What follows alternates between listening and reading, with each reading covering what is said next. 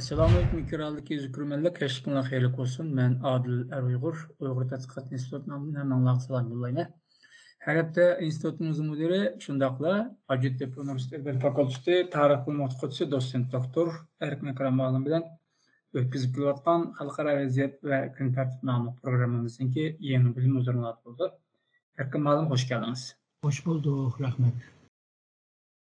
Xitayda ijod qilingan bu TikTok, yani Xitoydagi Douyin nomli ijtimoiy taratquv munbiri eng oxirgi qatim Avstraliyada cheklangan bo'ldi. Ya'ni Avstraliyadagi hukumat xodimlari, hukumat organlarida ishlaydiganlar tarafidan cheklanishi qaror qilindi. Bundan burun Amerika, Yevropa İttifaqı parlament a'zolari yoki Daniya, Norvegiya, Hindiston, Amerika qatorliq Angliya qatorliq nurg'un davlatlarda bu hukumat organlarida va hukumat organlarida ishlaydigan xodimlar tarafidan ishlatilishi cheklangan edi. Biz hammalar ma'lum bo'lgandek bu Douyin, ya'ni TikTok programmasi 2016-yili Xitoyda ijod qilingan bir program, loyihalangan bir program. Keyin 2017-2018-yili qisqa muddat ichida dunyoga taralgan bo'ldi. Nurg'un bozorga ega bo'ldi. Ama bu jarayonda yüzün sahasida eng oldin qatorda o'tgan bir ijtimoiy taratquv munbiriga aylanib qolgan bo'ldi. Ammo keyingi mezgillarda bular taraqqiy topganlar TikTok'ninki bexatarlik jihatdan zo'r bir andish paydo qilayotganligini, Xitoy davlatininki TikTok'ning keyinni bog'lig'ini, Xitoy davlatininki TikTok orqali va boshqa ijtimoiy taratquvlar orqali ishlatayotgan davlatlardagi kishilarninki davlatdan uchur toplayotganligiga doir xabarlar ko'p chiqishga boshlag'achqa nurg'un davlatlar tadbir alishga boshladi. Biz bugungi programmamizda Xitoy hukumatininki dunyodagi nüfuzini oshirish uchun nurg'un vositalarni ishlatayotganligini bilibmi, TikTok'ga o'xshash shu ijtimoiy taratquv munbiridan foydalanib turib, boshqa davlat bilan bo'lgan munosabatda qanday bir afzal sharoitga ega bo'lib olganligini va Xitoy davlatininki TikTok'ga o'xshash bir programni qanday foydalanayotganligini, shundaqla Xitoyning boshqa davlat bilan bo'lgan munosabatda TikTok'ninki qanday rol o'ynayotganligini analiz qilishga tirishamiz. Alloh ma'lum. Xitoy sizce nimishqa taraqqiy topgan davlatlar? Men deganning sababidan boshqa TikTok'ni cheklaydi. To'g'ri, siz degandek bu Xitoyning shu xalqarodagi nusxasi TikTok bilan ba'zi ma'lumotlarni yig'adigan, misolga uningga a'zo bo'lganlarning kishi shaxsiyninki ma'lumotlarni yig'ganligini ve şundaqla TikTok bilan başka devletlarninki xalqini o'ziga tortish chetda ba'zi masalalar bo'lganligini ko'rgan bo'ldi. Ondan keyin bu TikTok'ninki bu sahibi ve şundaqla shu Xitoydagi Douyin bilan bularninki sahibi o'xshash, ama mo'yin bir sahibi hamda Komünist Partisi bo'lganligini ko'ryapti. Bu ham shu şirketninki rekabetninki haksız rekabetning qilayotganligini, çünkü arkasida devlet bo'lganligini, qolgan bunda bunga o'xshaydigan ba'zi programlar hamda shaxsiyninki bo'ladi. Shunga bunga ishonchlik bermaganligini, ya'ni Xitoyninki bu programga pek ishonmaydiganligini. Bunu en başta Hindiston bunga karşı çıkan ve kabul kılmagan. Ama hazır dünyaya hele ondan yayıldı.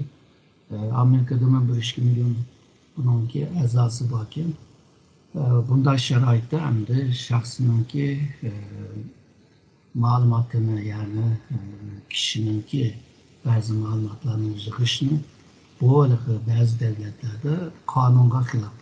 Bulukma terakki kılan demokratiya devletlerde bunu ma'ni qilgan. Agarda birisininki shaxsiy ma'lumotini yig'ish uchun bundan sotdan bir ruxsat berish lozim. Ama bu bundaq bo'lmadi. Shunga habersiz degan davlatlar bunga diqqat qilishga boshladi. Bo'libmi hukumatda, davlatda va davlatninki mo'yin ba'zi organlarda ishlagan odamlarni bu TikTok'ni ishlatmaslikni cheklaganlar bo'ldi, tavsiya qilganlar bo'ldi. Hozir shu Amerikada bir guvohnoma berish bir yig'in o'tkazdi. O yig'indama nurgun suallarıma tüzürek bir cevap verilmedi. O sorganlama hemmisi hem de kanun cidden usta olan bu milletvekilleri. Misalga bu şirketninki akısıda Xitay hükümeti bağımı degenge cevap ne tüzürek vermedi misalga. Bu Komünist Parti azası yoki şu şirketning ichida Komünist Partininki teşkilatçilik faaliyet bağımı bunun yok. Bunun Uygurlar hakkında malumat çıkan ahval bağımı sorusuna ona cevap verilmedi. Yani cevapka inik vermeyemdi. Geçip cevap verdim. Ya da ne saat bu TikTok'unki başlığını şeyde terlip hele neyim kaldı sorak tatkandık oldu değil mi? Hem de Xitay hükümeti deydi. Ama devlette müstakbilini programını işlevdi de onun deydiğin gap yok. Nime için Xitay'ınki bolsa bunlar belki degandek çeklemeler ve sorak tartışlar bulundu. Bu aslında Xitay'ını kemsitiş, Xitay'a karşı bir güçünü teşkil kılış degandek aşındak düşündürüyordu. Hem de bu bugünkü teknoloji terakki kılıp bu yerge kelgemakta da bazı programlar bununki çigrasını çeklemek ve onun çigra koyuş biraz kıyın. Çünkü bununla ürün kalganlar bununla kutlamaydandı. Bulukma yaşlar çıkarak bununla kızıkıp kılamış. Bunda bir ahvalda bazı devletlerin çekilişi özünün devletininki milli menfaatini, bulukma xavfsizlik menfaatini oylaşqa bunda bir programını çeklevadıdır. Bulupma bunda çoğun bir haritaya qaraydigan bolsak, hem de Amerika bilan G'arb arasında bir stratejik rekabet var. Yani birbirisi bilan düşman demisek mi, birbirisi bilan aşına bir rekabet ahval mı var. Bu rekabetinki aslında bu hazırda degan programlarını çekleşme tabii bir ahvalda oturup çıkıdı. Malum Xitay'nınki hakimiyet tuzulması diktatörü bir devlet. Hakkı mutlak devlet. Hakkı mutlak devlet emniyette maqsadi cemiyetini to'liq kontrol qilish.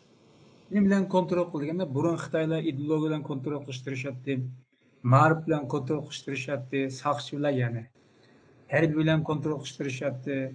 Har xil organlar bilan, muassasalar bilan maddiy va ma'naviy işte kuch bilan kontrol qilishtirishyapti. Hozir bo'lsa Xitoy bu texnik jihatdan afzalligidan foydalanib, hatta o'zining jamiyatini kontrol qilishga xili tirishyapti va xili bir muvaffaqiyatga ega bo'ldi. O'xshashim mushu doiradami Sharq Turkistonliklarni kontrol qilyapti. Texnikalik vositalardan foydalanib. Amaliyotda biz o'ylaymiz endi texnika degan narsa bir erkinlik qilgan narsa deb o'ylaymiz. Chunki inson o'zining ko'z qarashini, o'ylaganlarini o'rtoqlashadi. Ammo Xitoydagi bir hakimiyatli bir davlatda asosiy bu texnikaning bu maqsadini hal qilib o'tib, tamoman Xitoyninki qurollarni kontrol qilgan bir vositaga aylanib qoldi hozir shu sharoitda. Mushu ahvoldan tutib aytgan vaqtida buningki Xitoyninki bundan keyin o'zininki hokimiyatini, bularni Komünist Partiyaning hokimiyatini ham o'zininki jamiyatida shunday Sharq Turkistonda kuchaytirishda bu TikTok'ga o'xshash vositalardan, texnik vositalardan davomli foydalanamiz sizcha?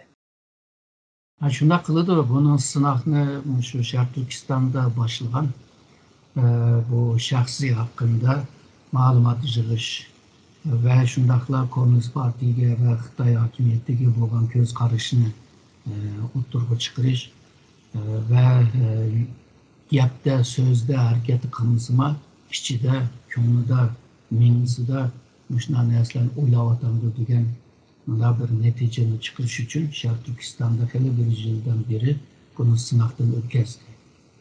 Va hozir Xitoyning ichida buni qilyapti. Burun misalga Weixin degan bir program var. Bununla Uygurların arasında neyim deyilyapti, neyim deyishyapti. Hatta chet eldeki uygulama bununla a'zo bo'lg'achqa chet eldeki uygulanan şu Vision'ni ishlatgan, programni ishlatgan uygulama aslında takip qila oladigan holga keldi. Misal Vision'ni ba'zi davlatlar aslında cheklagan.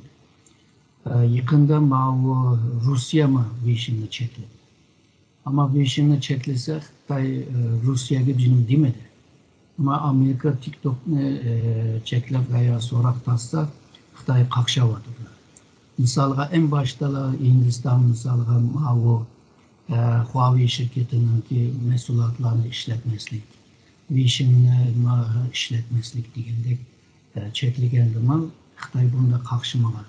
Amerikaga bulupma yaqinqi zamanda Kanada olsun, Avustralya, İngiltere olsun bular cheklagandan keyin Xitoy bunga qaqshaverdi. Sebep ben degandek Şark Türkistan'da bunu sınav ötkazdi. Hazır Xitoy ikki ülkelerde bunu sınav ediyor. Nurg'un adamlar bu Komünist Partiga tutilib qolmaslik uchun shundoq rejim deymiz, shundoq do'yin deymiz bu yerda jiq gap qilmaslik shaklda davranyotdilar. Shunda bo'lsa ham bundan yana ilg'or texnologiya bilan Xitoy yanada shu o'zining xalqi bo'lsin, Sharq Turkistonliklar bo'lsin, bularni yana takip qiladi. Bunun sebebinin arkasında şu arka görünüşte Xitoy hakimiyetinin ki özgü bo'lgan ishonchlikning ki acizlab qolganligini tushundirsak bo'ldi. Çünkü bunchalik qo'rqib hammadan şu kontrol ostiga ilib bir chetdan kontrol ostiga ilib bir chetdan yani bularning mingisini qilib kelyotdi. O öz vaqtida misolga Ming sulolasiida shunday teşkilatlarını kurup Dongchang Shilchang degan teşkilatını kurup shunday xalqning hakimiyetga bo'lgan Ming sulolasi hakimiyetiga bo'lgan ko'z qarashlarini, nafratlarini aşınama ügünüş için aşınan teşkilatlarını kurgan. Xitoyning misal Tang sulolasida bu ahvollar başlagan Tang sulalasi desem to'g'ri bo'lmaydi. Bu Uzakyan'ınki Zhou devleti vaqtida başlagan. İşte kontrol qilish. Nim davodidu, nim qilyotidi, ba'zi sarayda yuqori derejelik ma'murlar nim o'ylayotidi, nim tushunyotidi, bular qandaq guruh quryotidi, bular shu ma'muriyatdagilar bilan askeri jihatdagi qanotdagilarla qanday hamkorlik qilyotidi deb boshlagan. Xitoyninki tarixida bor narsa, ammo bugun texnologiyaga tayanib turib buni ilib beryapti. Yani o'ziga ishonchlik bo'lmagan siri bu kontrolni texma oshirdi. Bo'libmi bugun Xitoy xalqaro tarafdan, bo'libmi g'arb davlatlar tarafdan tanqid qilib kelishga, yani Xitoyning qo'shni davlatlarining bir qismi Xitoyga bo'lgan ishonchlik bo'lmagandan keyin Xitoy bu hozirgi ahvolga qarab xalqaroda bunday tekshirish, takip qilish, kontrol qilish meselelerini kuchlantiryapti. Yani texnologiyaningki ne'matini Xitoy o'zininki Komünist Partiyaning hakimiyatini qo'g'dab qilish uchun ishlayotdi, foydalanyapti. Agarda bunday qilaversa, bugun buningki bir yerde çatak çıkıyordu. Tarihte mi şunlar çatak çıkan yani. Çünkü siyasette katı kolluk emez, esnek, elastik, böyle usluk bile başkuruş lazım. Bunu Xitoy tarixida bunu çıkacak ama hazırki Xitoy hakimiyeti bunu bilmey kılıvatamdı yoki bilip qo'qqashqa bilgan bo'lsa yani bunu bu shunday qilib kontrol qilishni qo'ldan qo'yib bermayapti deb o'ylayman. Aynen öyle bir kitap çıkandı bu Birisini Küzütü degan kitapçı. Yani bazı hakimiyetler, buların diktatör hakimiyetler üzünki texnikasının evzeligini paylanıp durup, xalqning ko'z tutgan shu bir jamiyat xarakterini ifodalash uchun shu kitob yozilgan ham. Sonra o'tganda yana bir deyishgan bir programda digital diktatorlik deb. Ya'ni shu digital texnologik vositalardan foydalanib turib, Xitoyga o'xshash o'zining hokimiyatini xalqni qo'rqitish orqali va besim qilish orqali o'zining hokimiyatini kuchlantiradigan shu hokimiyat o'zidagi davlatlarninki hozirgidek texnik vositadan foydalanib turib, xalqni tamoman kontrol qilish va o'zining hokimiyatini kuchlantirish deb o'tgan. Bu sizin o'tgan ta'kidlaganingizga ma'lum. Bu hozir jamiyatning taraqqiyotini qarasak tarixdan beri. Ovchilik jamiyati, tirikchilik jamiyati, sanoat jamiyati, bundan keyin hozirgi uchur jamiyati. İşte jamiyatning taraqqiyot hozirga qadar keldi. Ama bu sharoitda yana uchurga texnik kim ega bo'lsa, shu dunyoni va jamiyatni boshqaradigan kuch shuni qo'lga o'tadi degan bir xulosa keldi. Sizlarga Olin Toferninki kitobini misol qilib uni deb o'tgan. Bu bir tarafdan Xitoyga o'xshash mustabid hokimiyat tuzumlari o'zining texnik vositadan foydalanib turib, butun dunyoning erkinligiga jang e'lon qilyotdi. İnsanlarninki shaxsiy hayotiga mudohala qilyotdi. Bundan keyin insonlarninki har xil harakatlarini kuzatib, o'zining manfaatiga bo'ysundirib xizmat qilyotdi. Ammo yana bir tarafdan Yevropaga o'xshash demokratiyani qo'llaydigan, kishilik huquqini qo'llaydigan zaten siz deb o'tganingizdek, bu demokratiyaning kishilik huquqini o'zining milliy manfaati deb qaraydigan Amerika yoki G'arb davlatlariga o'xshash davlatlar buningda beyaram bo'lyotdi. Shu Xitoyning bu texnikalik ustunligi, ya'ni diktatorlik Xitoyning texnikalik ustunligi bilan G'arb dunyosiningki demokratiyani asos qilgan bu ko'z qarash o'tirishda, dunyo ko'z qarash o'tirishda cho'qim bir hozir chatoq chiqyotdi. Buni chatoqni biz ko'ryapmiz. Davlatda o'tirishga munosabatda. Sizce bu nergacha boradi bu ishlar? Hamda bu Xitoy ishlatayotgan bu digital texnologiyasi bir mezgildan keyin boshqalarimi shu Xitoyninki kontrol ta'qib qilishni oldini ola oladigan texnologiyani taraqqiy qildira oladi.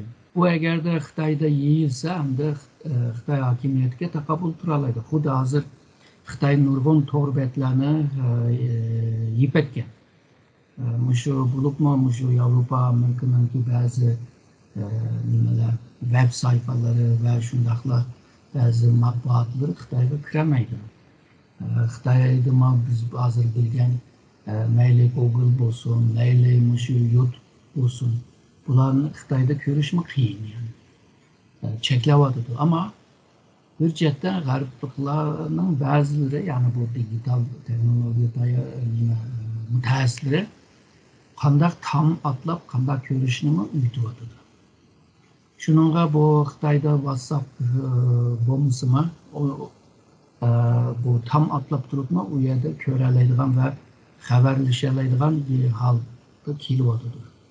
Agarda Xitoy xalqininki 20gacha hozirgi shu tam atlab qildigan texniklarni o'rgansa, Xitoy hokimiyatini to'sib bo'lmaydigan bir holga keldi. Xitoy tarixida shu xalq hokimiyatga bir nafrat qilgan vaqtida isyonlar chiqqanligini va hakimiyat qilganligini bilamiz.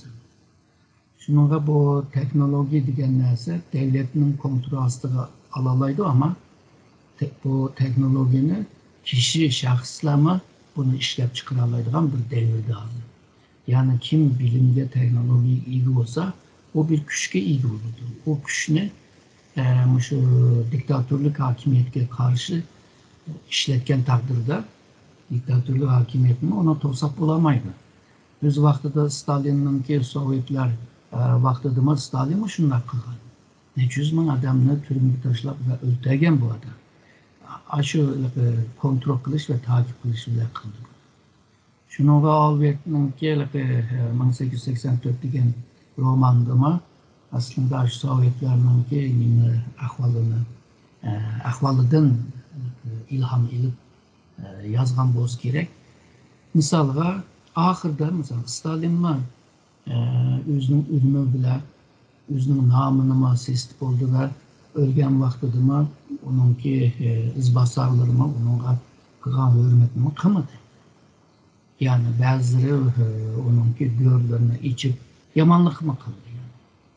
Şununla bundaq insanın kılıbından çıkan bir hareketine yoki bir ishni qilgan chog'da o bir ta'tirga aksicha bir ta'sir yaratadi. Bu bir qoida bu. Buni Xitoy hokimiyati bilish lozim, ama hozirgi Xitoy hokimiyati anchada texi o nuqtaga kelgan emas endi. Bu qattiq qo'llik bilan boshqursakmi boshqura olmaydi ekanmiz degan bir tushuncha bor. Xuddi o'z vaqtida shu Wuhan virusini biz siyosiy bir uslub bilan buni kontrol qila olamiz deb oxiri mag'lubiyatga uchirdi. Iqtisodni shundoq tutib turib, xalqni biroz yegizib ishgizib bularni tutib turamiz degandi, ama xalqarodagi bir iqtisodninki taraqqiyotning ostilishi, iqtisodning nacharlashishi bilan Xitoyning ta'siri qildi. Xitoyninki ichki siyosatima iqtisodiy siyosatga ziyon bergan. Misoliga Xi Jinpingning iqtisodiy siyosati bilan burungi bosh ministr Li Keqiang'ninki iqtisodiy siyosati o'xshamaydi. O o'xshamaslik ziddiyat yaratgan. Ziddiyat bu ziddiyatmi berib iqtisodni ojizlashtirdi ve xalq hozir nurg'un xalq, ya'ni kambag'al xalq qiyin ahvolda. Li Keqiang'ning o'zini degandek 600 milyon inson shundoq $100'dan töven bir turmuşunu yaşaydı. Halbuki bu Xi Jinping'in degan, yani namratlıkni yo'qotdik deyapti. Yani iqtisod kuchi bilan, yani xalqni tutib turadigan o uslubma hozir ishlamaydiganligini Xitoy ko'rdi. Shuningga bu virus siyosetini darhol o'zgartirib 180 derece iqtisodga ahamiyat berishga boshladi. Ve Xi Jinping bir vaqtlarda shu shaxsiy shirkatlarga zarba berishga boshladi. Bu hozir mana o'mi o'zgarib, endi shaxsiy shirkatlar yana shundoq e'tibor beradigan bo'ldik, imtiyoz beradigan bo'ldik. Sizlar tirishinglar deb hozir uni chaqirishdi bo'lyapti. Yani shu iqtisod kuchi bilan xalqarodagi cho'ng davlatlarni, misol Yevropa Birliği'ni o'zimizga bog'laymiz dedi, ama o Uyg'ur meselesinden tufayli ikki tarafninki karşılıklı mablag' selish kelishimini Yevropa tarafı to'xtatdi misol. To'xtatqachqa hozir Xitoy Yevropa bilan bo'lgan munosabatni ham iqtisod jihatdan, siyosiy jihatdan, qimmat qarashlar jihatdan shunday qiyin bir ahvolda. Yani Xitoy o'ylagandek dunyo unda o'ylagandek bo'lmaydi. Xitoyning o'ylagandek bir dunyo emas. Yani bu dünyada 8-9 milyar nüfus var, yani insan var. Xil düşüncede, medeniyeti, kültürü farklı bo'lgan, qimmat qarashlari farklı bo'lgan, milliy manfaatlari farklı bo'lgan jiq davlatlar var. Shuningga Xitoy hozir o'zininki iqtisodiy kuchga tayinib turib, dunyoga hukm bo'lmay yoki dunyoga Xitoy planini, Xitoy ideyasini, Xitoy qimmat qarashlarini yayimiz deb tirishgan hozirman buni bo'lmadi, yani Xitoyniki deganlari.